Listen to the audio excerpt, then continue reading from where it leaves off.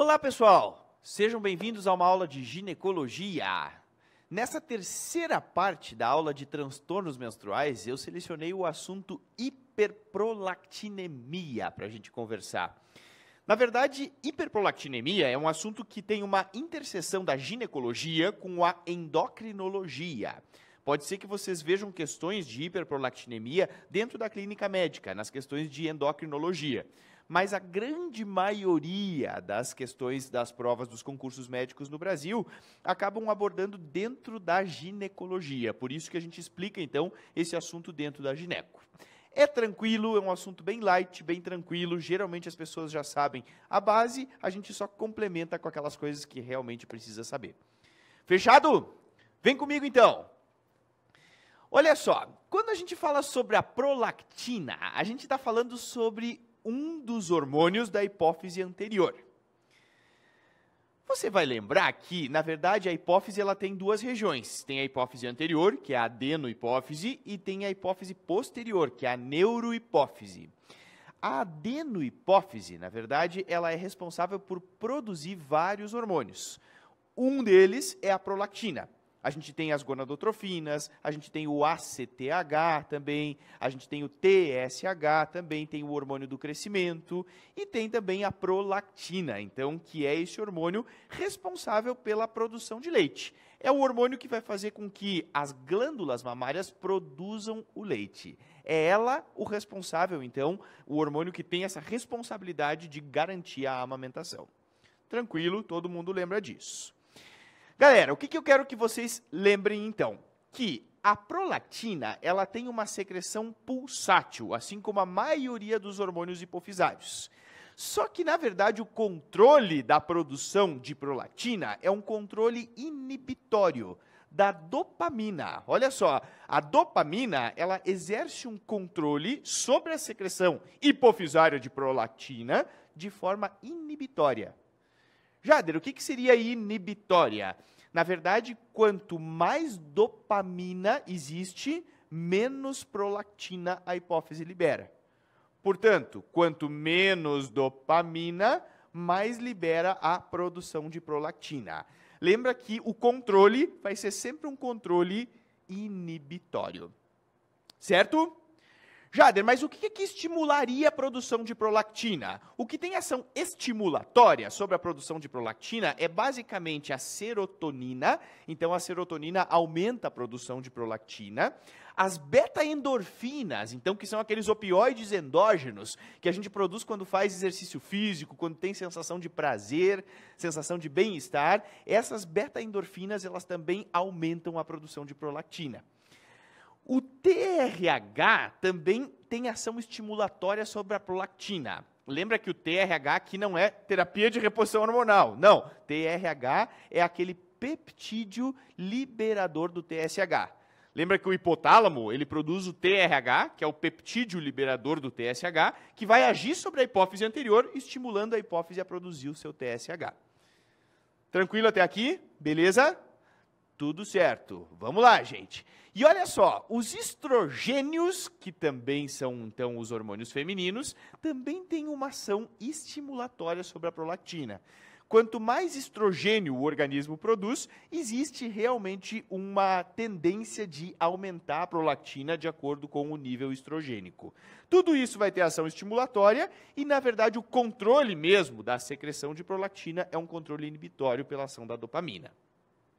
Tranquilo, fácil até aqui, todo mundo lembra. Gente, olha só. Quando a gente fala sobre hiperprolactinemia, a gente não está falando sobre doença. Muita gente pensa assim, não, hiperprolactinemia é uma doença. Não, não é uma doença. Hiperprolactinemia é uma entidade clínica que cursa com níveis de prolactina elevados.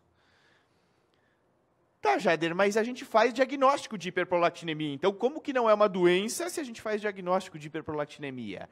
Na verdade, a hiperprolactinemia é a manifestação de que existe alguma coisa errada.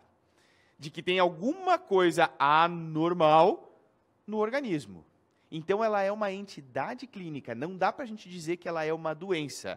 Você fez um diagnóstico de hiperprolactinemia, na verdade, você não encerra por aí. É porque você achou essa entidade clínica e você tem que procurar a causa. Você tem que achar qual é o diagnóstico definitivo que está levando a essa elevação de prolactina. Fechado? Tranquilo.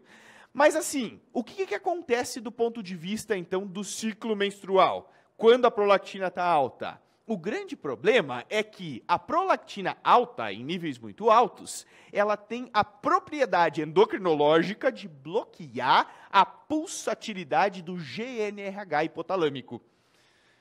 Lembra que o hipotálamo produz o GNRH, que é aquele peptídeo liberador de gonadotrofinas. Quando a prolactina está alta, ela é capaz de, olha só, bloquear por completo a produção hipotalâmica de GNRH. E aí, então, o hipotálamo, que deveria liberar pulsos de GNRH para agir sobre a hipófise anterior, e a hipófise responder a esse estímulo e produzir FSH e LH, isso simplesmente não ocorre. A prolactina bloqueia o hipotálamo. E aí, o hipotálamo, que deveria estar aqui, ó, fazendo pulso de GNRH, ele começa a ficar meio capenga e para de produzir GNRH. Pensa comigo, se o hipotálamo para de produzir GNRH, o que vai acontecer? A hipófise não vai mais ter estímulo para produzir as suas gonadotrofinas, que são o FSH e o LH. Se ela não produz mais FSH e LH, não tem mais quem estimule o ovário a produzir os esteroides sexuais, a produzir estrogênio e progesterona. Então, a nossa paciente, ela vai entrar em hipogonadismo, ela vai parar de produzir o hormônio feminino às custas de uma baixa produção de FSH e de LH. Então, o quadro vai ser de hipogonadismo hipogonadotrófico. Tá, Jader, mas o que é que isso leva? Na verdade, se ela para de produzir estrogênio, ela simplesmente para de ciclar. Essa paciente vai entrar em amenorreia. Ela vai parar de menstruar. Se não tem mais estrogênio, não tem mais o que prolifere o endométrio dessa paciente. O eixo fica bloqueado, fica completamente bloqueado. Certo? Tranquilo? Então, olha só. O que a nossa paciente vai apresentar? Se o eixo dela está bloqueado, porque essa paciente ela tem um hipogonadismo hipogonadotrófico, ela vai apresentar amenorreia. Ela vai chegar para consultar com a gente com um quadro de amenorreia, de falta de menstruação. Ela vai dizer assim, ó, doutora, eu estava menstruando legal, estava tudo certo até então, e aí faz, olha, 6 meses que a menstruação simplesmente parou de vir, não veio mais. Então, a causa da amenorreia vai ser uma causa hipotalâmica e também hipofisária, né? Porque o que acontece? O hipotálamo simplesmente ele para de produzir o GNRH. Mas, na verdade, a prolactina mesmo é produzida pela hipófise. Então, a gente diz que a causa ela é uma causa hipotalâmica e hipofisária. Causa central, na verdade, né? A amenorreia é de causa central. Gente, mas qual é que é aquele sintoma que é muito mais expressivo, até mais do que a amenorreia? Não acontece com todo mundo que tem hiperprolactinemia, mas quando acontece, o diagnóstico acaba ficando muito óbvio. A prolactina estimula a glândula mamária a produzir leite, então a paciente vai ter galactorreia. Olha só, isso cai em prova. A galactorreia é a saída de leite pela mama. Ela não está puérpera, ela não engravidou e simplesmente começa a sair leite do peito, cara. Olha só, isso é galactorreia. E aí ela fica desesperada, apavorada. Que é isso? Está saindo leite do meu seio. Na verdade, isso é galactorreia. Não acontece com todo mundo que tem hiperprolactinemia. Não acontece. Acontece com algumas pacientes. Mas a amenorreia acontece com praticamente todo mundo que tem hiperprolactinemia. Quando os níveis de prolactina estão muito altos, vai bloquear o eixo e a paciente vai parar de menstruar. Então, a amenorreia é uma queixa muito frequente e a segunda vai ser a galactorreia. O que mais que pode acontecer? A paciente pode ficar infértil, claro, porque o eixo está bloqueado. Então, digamos que ela esteja querendo tentar engravidar. Se o eixo está bloqueado, não tem jeito. Essa paciente realmente vai se queixar de infertilidade, que ela não está conseguindo engravidar. E a prolactina, ela tem uma propriedade no comportamento sexual. Olha que interessante. Prolactina diminui desejo sexual. Então, quando a prolactina está muito alta, a paciente também vai se queixar de diminuição de libido. Ela simplesmente diz assim, olha, eu estou aí há 6 meses sem menstruar, estou estranha, estou achando uma coisa estranha, e vou dizer que, olha, eu realmente não estou tendo vontade de ter relação sexual, está complicada a coisa, o parceiro já está começando a se incomodar com isso, porque realmente ela tem uma diminuição de libido. Tudo isso são queixas possíveis de pessoas que tenham hiperprolactinemia. Muito bem. E aí, como é que a gente faz o diagnóstico? É fácil. Olha só, você está suspeitando que a paciente tem hiperprolactinemia, ela chega para consultar com amenorreia, queixa de galactorreia também. Bom, você pensou que é hiperprolactinemia a causa disso. O que você tem que fazer? Lógico, tem que dosar prolactina sérica. Então você vai lá, faz o pedido, manda ela ir no laboratório e ela vai dosar prolactina sérica. Jader, precisa fazer pool de prolactina? Eu me lembro que há um tempo atrás se solicitava pool de prolactina, que eram algumas dosagens seriadas. Não, não precisa, isso já caiu por terra. Você pode fazer só prolactina sérica, que é suficiente. Não precisa fazer aquele pool de prolactina que se fazia antigamente. Mas qual é o valor de referência? O valor de referência na maioria dos laboratórios, ele é acima de 25. Então, se for acima de 25, o normal, né, é até 25. Se for acima de 25, você vai dizer que essa paciente está hiperprolactinêmica. Certo? Ok? Ah, mas eu já vi, Jader, alguns laboratórios que dão valor de referência 20 nanogramas por decilitro. Beleza, se for 20, aí então, acima de 20, você considera como hiperprolactinemia. Mas a maioria dos laboratórios, até porque é uma coisa quase padronizada, isso aqui, a maioria é 25. Então, até 25 está normal. Acima de 25, a gente considera como hiperprolactinemia. Mas é muito difícil a gente ter níveis de prolactina de eles darem numa questão de prova assim, de 27, para você dizer se é hiperprolactinemia ou não, porque são valores, poxa, bem pertinho ali do 25. Geralmente, eles colocam que está acima de 50, que aí você sabe que realmente a prolactina está aumentada. Ok? Beleza? Puxa, mas eu preciso decorar isso, eu preciso memorizar isso. Olha, algumas questões eles não colocam o valor de referência, eles só dão quanto que deu, o valor da prolactina daquele caso clínico que eles estão perguntando no enunciado, e eles não colocam o valor de referência. Então, você já sabe, se tiver acima de 25, você sabe que está aumentada. Fechou? Beleza. Bora! Olha só. Causas. Então, assim, se na verdade a gente tem uma paciente que está com hiperprolactinemia, nós temos que achar qual é a causa dessa hiperprolactinemia. Na verdade, o diagnóstico definitivo vai ser a partir do momento que a gente constata essa entidade clínica que se chama hiperprolactinemia. Vamos lá, galera. Quero que vocês pensem comigo assim, ó. Vamos começar pelas causas fisiológicas. Me digam quais são as causas fisiológicas de aumento de prolactina na mulher. O que seria normal aumentar a prolactina? Claro, é isso que você está pensando. É gravidez e puerpério. Lógico. O ciclo gravídico puerperal é um estado em que existe realmente elevação de prolactina. Durante a gravidez, ela já aumenta a produção hipofisária de prolactina e depois, então, que ocorre a retirada da placenta, a saída da placenta, a paciente vai ter, então, aí realmente uma elevação bem importante de prolactina para garantir a amamentação. Essas são as causas fisiológicas de hiperprolactinemia. Olha, gente, é muito difícil eles perguntarem quais são as causas fisiológicas de hiperprolactinemia, mas se perguntarem, é lógico, todo mundo vai acertar que é gravidez e puerpério. O que eles realmente perguntam é quais são as causas patológicas. Vem comigo. Olha só, das causas patológicas, ou seja, das causas não fisiológicas, melhor dizendo, né? Não dá para a gente dizer assim, taxar como causa patológica. A gente diz causa fisiológica e causa não fisiológica. Das causas não fisiológicas, o que eles muito perguntam em prova é qual é a principal de todas as causas não fisiológicas de aumento da prolactina? Qual é a principal? Tem que estar na ponta da sua língua. É o uso de Fármacos é o uso de remédio que altera, que aumenta a prolactina. Ah, mas não pode ser um adenoma de hipófise produtor de prolactina? Não é o mais comum. O mais comum é o uso de fármacos.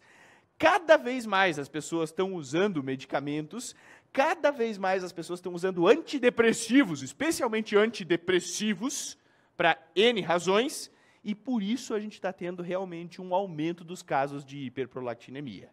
Gente, é sempre o uso de remédio a principal causa.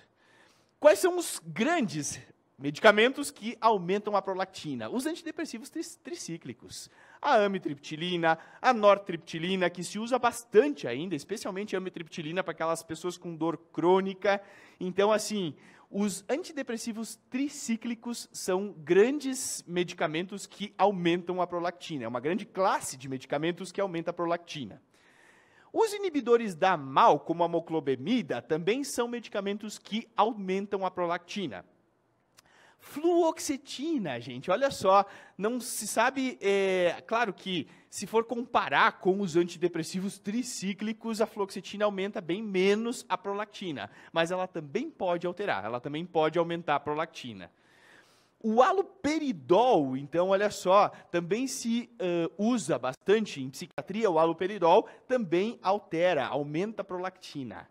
Metildopa, um antihipertensivo de ação central, também aumenta a prolactina. Assim como metoclopramida, olha só, metoclopramida que se usa bastante, né? A gente em emergência usa horrores de metoclopramida e tem gente que às vezes usa meio que ad eternum, assim, a metoclopramida também aumenta a prolactina. Cimetidina e ranitidina também aumentam a prolactina, tem essa propriedade de aumentar a prolactina. Opiáceos e alucinógenos, como as anfetaminas e a cocaína, olha só, também aumentam a prolactina. E olha que interessante, não esquece, aqui ó, a informação mais importante dentro da gineco, os anticoncepcionais orais. Se sabe que os anticoncepcionais combinados orais, eles também têm a propriedade de aumentar a prolactina. Todos eles fazem isso, gente, claro, é em algumas pacientes, não é em todas. É raro a gente ter uma paciente que toma anticoncepcional que vai ter elevação de prolactina, mas pode acontecer. Pode acontecer por quê? Pode acontecer porque o anticoncepcional combinado tem estrogênio. Lembra que eu falei para você que o estrogênio tem uma ação estimulatória sobre a prolactina? Então, cara, é isso aí. Anticoncepcional, como ele tem estrogênio, o anticoncepcional combinado, estrogênio sintético, ele vai ser responsável, então, por aumentar a prolactina em alguns casos. Então, pode ser a causa. Muita gente pensa, não, mas ela não toma nenhum antidepressivo, vai direto sempre no antidepressivo, né? Não, não toma, mas ela não toma anticoncepcional? Se ela toma anticoncepcional, a gente pode suspender o anticoncepcional por um tempo para ver se a prolactina não vai normalizar. Porque a pílula realmente pode aumentar a prolactina. Fechado? Não esquece disso. Eles sabem que vocês erram isso e eles perguntam isso em prova. Outra causa comum também de hiperprolactinemia é o hipotireoidismo. Vocês vão lembrar que o hipotireoidismo, na verdade, as desordens da tireoide são mais comuns em mulheres do que em homens. E são muito comuns em mulheres em idade reprodutiva. E o que acontece? As mulheres que têm hipotireoidismo, elas têm mais chance de ter hiperprolactinemia. Mas por que, Jader? Olha só, deixa eu explicar para você. Vamos só revisar isso aqui. Lembra que o hipotálamo, ele produz o TRH, que é aquele peptídeo que vai estimular a hipófise a produzir o TSH, certo? O TSH vai agir sobre a glândula tireoide e produzir, então, os hormônios da tireoide, o T3 e o T4. No hipotireoidismo, a gente vai ter uma diminuição dos hormônios da tireoide, certo? Consequentemente, o TSH vai aumentar. O TSH das pacientes que têm hipotireoidismo vai ser um TSH elevado. Para aumentar a produção do TSH, o que o hipotálamo tem que fazer? Ele também tem que aumentar a produção do TRH, porque é ele que estimula a hipófise a produzir o TSH. Então, para o TSH ser mais alto, o hipotálamo também tem que aumentar a produção do TRH. Olha só que viagem isso aqui. O aumento do TRH é capaz de aumentar a prolactina. Porque lembra que eu falei para vocês que o TRH tem ação estimulatória sobre a prolactina? E é exatamente isso que acontece. Essa elevação do TRH que as pacientes hipotireoideias têm, vai fazer com que aumente a prolactina e a paciente desencadeie, então, sintomas de hiperprolactinemia. Então, uma das grandes causas também de hiperprolactinemia é hipotireoidismo. A primeira, de fato, das causas não fisiológicas, é o uso de medicações. A segunda vai ser hipotireoidismo. Que mais, gente? A gente sabe que anorexia, estresse, exercício físico também podem ser causa de hiperprolactinemia. Sabe por quê? Porque, na verdade, as pacientes que têm exercício físico, especialmente exercício físico extenuante, ela é maratonista, ela é corredora, é bailarina, ela é ginasta, essas pacientes elas liberam muita endorfina, muito opioide endógeno. E esses opioides endógenos, além deles bloquearem diretamente a pulsatilidade do GNRH e por isso levar a uma amenorreia hipotalâmica, eles também podem elevar a prolactina. Porque beta-endorfina aumenta a prolactina. Assim como serotonina também aumenta a prolactina, tem ação estimulatória sobre a prolactina.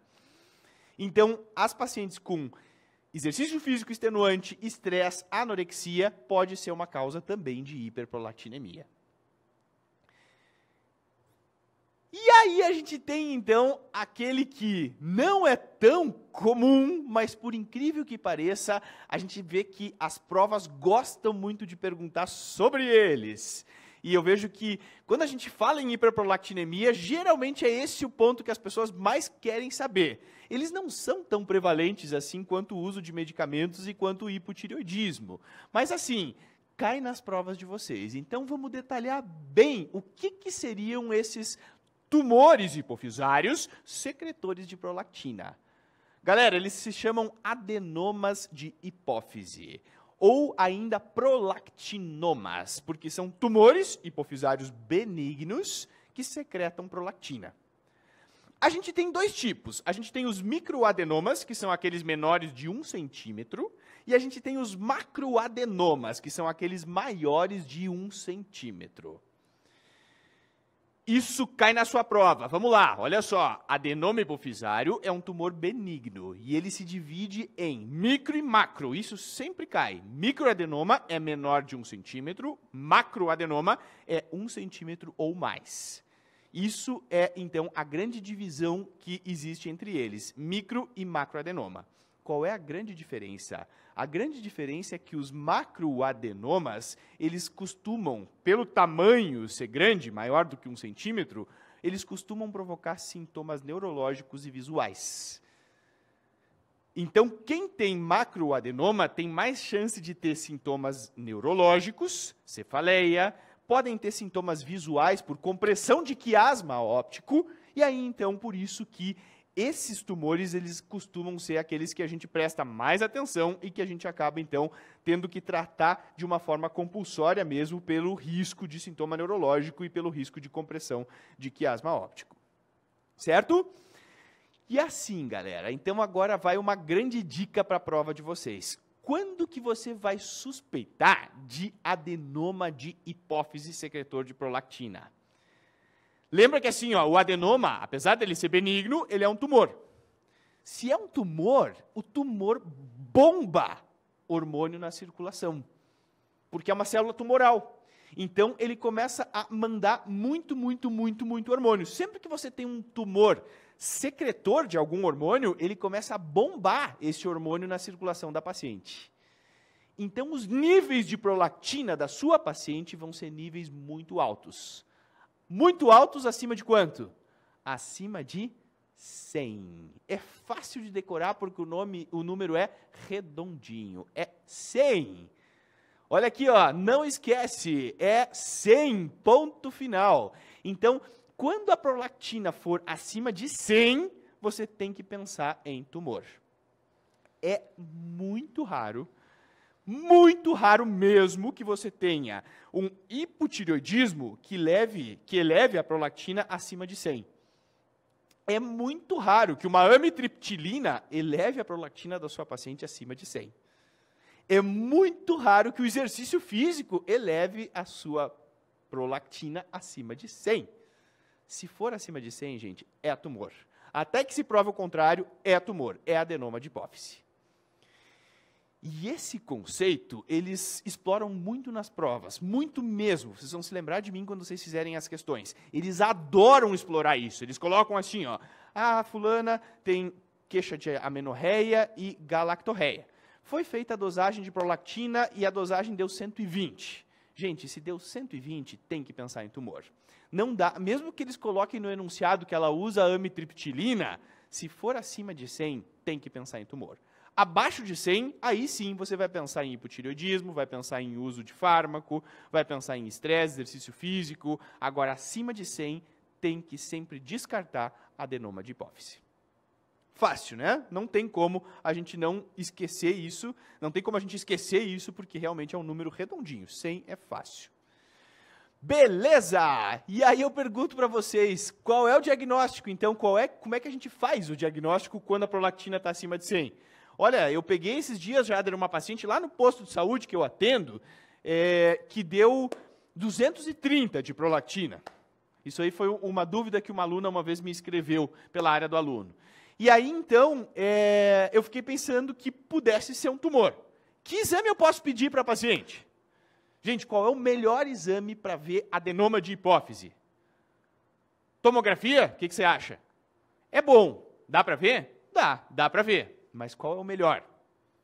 O melhor, o padrão ouro é ressonância. Isso que você respondeu, eu vi você respondendo por trás da tela. É isso aí, é ressonância magnética. Você vai pedir uma ressonância magnética crânioencefálica e aí então vai ver se existe mesmo o tumor hipofisário secretor de prolactina. Deixa eu deixar mais prático para vocês isso aqui. Olha só. Aqui está uma imagem de ressonância. Vamos ver junto. Olha só, galera. Aqui a gente consegue ver, ó, na imagem, ó, que essa paciente, olha aqui, o que ela tem na célula túrcica? Ela tem um adenoma, uma imagem de um adenoma. Essa paciente, então, tinha uma prolactina acima de 100, foi solicitada a ressonância, ó, e está lá. A famosa bola de tênis, que nem a gente diz, né? Está lá, ó, na célula túrcica. Isso aqui é um macroadenoma, com certeza maior do que 1 centímetro. Ok? Não esquece. Então, esse é o exame padrão ouro que você tem que solicitar para paciente que tem prolactina acima de 100. Bom, mas existe aqueles casos, pode ter algum tipo de caso que a gente vai fazer pesquisa de tudo, a gente viu que ela não tem hipotireoidismo, a gente viu que ela não usa nenhum medicamento, a gente viu que essa paciente ela não tem exercício físico extenuante, até acabamos fazendo uma ressonância para ver célula túrcica e não tinha nada. Mas a prolactina está alta. Gente, quando a gente não encontra nada, a gente vai dizer que a causa da hiperprolactinemia é idiopática. Ô, Jader, mas pode ter hiperprolactinemia idiopática, sim, que faz aumentar a prolactina do nada? E aí, então, por isso a paciente vai ter amenorreia, galactorreia, e não tem nenhuma causa? Tem. Infelizmente, tem. Existem alguns cenários que as pacientes fazem, em algum momento do menacme, hiperprolactinemia, e simplesmente, ó, não tem causa. Não existe causa, porque realmente a paciente, então, ela está hiperprolactinêmica porque está. E quando a gente não sabe a causa em medicina, a gente usa essa palavra bonita, né, que é idiopática. Acho legal isso, né? Quando a gente não sabe, a gente usa uma palavra mais bonita, assim, idiopática, para não dizer não sabemos, a medicina não sabe. Então, fica mais bonito dizer causa idiopática. Beleza? Ok. Galera, como é que se trata? Vamos lá. Como é que a gente vai tratar a hiperprolactinemia? O tratamento vai ser direcionado à causa. Então, lógico, se ela usa medicação, a gente vai tentar, então, trocar a medicação. Ah, mas o psiquiatra sempre prescreveu esse remédio, essa medicação aqui. Vamos lá, chama o psiquiatra e vamos conversar, vamos discutir o caso junto, né? Ah, mas acho que não vai dar para trocar. Bom, aí tem que avaliar realmente se a queixa está atrapalhando muito na qualidade de vida dela. Mas, geralmente, se troca a medicação por uma outra medicação que não aumente a prolactina. Ok? No hipotireoidismo, o que se faz? Tem que tratar o hipotireoidismo. Não adianta a gente querer tratar a hiperprolactinemia. A gente tem que tratar o hipotireoidismo. No momento em que a paciente fica eutireoideia, aí, então, ela passa, então, a prolactina passa a ser normal. Não tem por que a gente tratar a hiperprolactinemia se o hipotireoidismo está realmente aí com um nível de TSH muito alto. E na anorexia e exercício físico, claro, tem que interromper, então, o fator estressor, né? Tem que interromper o exercício físico, diminuir o ritmo do exercício físico e tratar a anorexia. Agora, o que realmente cai na sua prova é o tratamento dos adenomas hipofisários. Gente, isso aqui eles adoram perguntar em prova. Olha só, todo mundo pensa que o adenoma, por ser um tumor, ele deveria ser tratado de forma cirúrgica. Mas olha só qual é que é o tratamento padronizado, estudado já no mundo inteiro que se faz para adenoma de hipófise. Primeiro, você tem que dividir se é micro ou se é macro. Se ele for micro, então, menor do que 1 centímetro, se a paciente, então, descobriu que tem um microadenoma, digamos que ela tem lá um microadenoma de hipófise de 0,7 centímetros, e essa paciente não tem sintoma nenhum, ela não tem queixa de galactorreia, ou então ela tem de vez em quando períodos de amenorreia, mas que não estão incomodando essa paciente, você pode só observar. Puxa, Jader, mas é um tumor, será que aqui não teria que tratar porque tem risco de evoluir para macroadenoma? Ele não pode crescer e evoluir para macroadenoma? Viu como eu já penso aquilo que vocês estão pensando na hora que vocês estão assistindo a aula? Hein? Mas aí não vai fazer nada e se cresce. Gente, só 5% dos microadenomas que evoluem para macroadenomas. Então, é uma minoria. 95% dos microadenomas vão continuar a vida inteira sendo microadenomas. Então, eles não evoluem, eles não crescem. Essa é a pergunta que todo mundo faz, mas não vai crescer e virar um macroadenoma? É só 5% dos casos. Então, não justifica você fazer tratamento em pacientes assintomáticas. Agora, se ela é sintomática, aí a coisa muda de figura. Se a paciente diz assim, ó, a amenorreia está me incomodando, eu tenho galactorreia, que é isso, saindo leite do meu peito, não quero isso aqui. Então, assim, tem que tratar. Se realmente ela está sintomática, ela está incomodada com isso, então a gente vai tranquilizar que o tumor é benigno, mas que se o sintoma está incomodando, a gente vai tratar a paciente, então, com agonistas da dopamina. O tratamento é clínico, não é cirúrgico. Os agonistas da dopamina são medicações que aumentam a dopamina, e lembra que a dopamina faz efeito inibitório sobre a prolactina. Então, se você aumentar a dopamina, você vai estar diminuindo a prolactina da paciente. Se ela usa o remédio que aumenta mais ainda a dopamina, diminui mais a prolactina. Então, o objetivo de usar um agonista dopaminérgico é justamente de você diminuir os níveis de prolactina e a paciente parar de ter esses sintomas de amenorreia e de galactorreia. Quais são essas medicações? É basicamente a bromocriptina e a cabergolina. São as duas medicações que se usa para tratamento de hiperprolactinemia. Jader, mas quando que eu opto por uma ou por outra? Eu prescrevo a bromocriptina ou prescrevo a cabergolina? Na verdade, a bromocriptina foi a primeira que surgiu, ela é mais antiga. E a cabergolina ela surgiu depois. Qual é a grande diferença entre as duas? É que a cabergolina ela tem menos efeitos adversos. A bromocriptina pode dar náusea, pode dar hipotensão, pode dar de vez em quando sensação de vertigem. E a cabergolina também tem esses efeitos adversos, mas numa proporção muito menor do que a bromocriptina. Então, é melhor se opta sempre pela cabergolina em detrimento da bromocriptina. Ah, mas não tem condições, o posto não fornece cabergolina, só bromocriptina. Ok, você pode usar a bromocriptina. Mas o que tem sido usado mais, porque realmente acaba tendo menos efeito adverso, vai ser a cabergolina. E como que usa? a dose da cabergolina é 0,5 miligrama. Você vai prescrever 0,5 miligrama por semana, um comprimido por semana.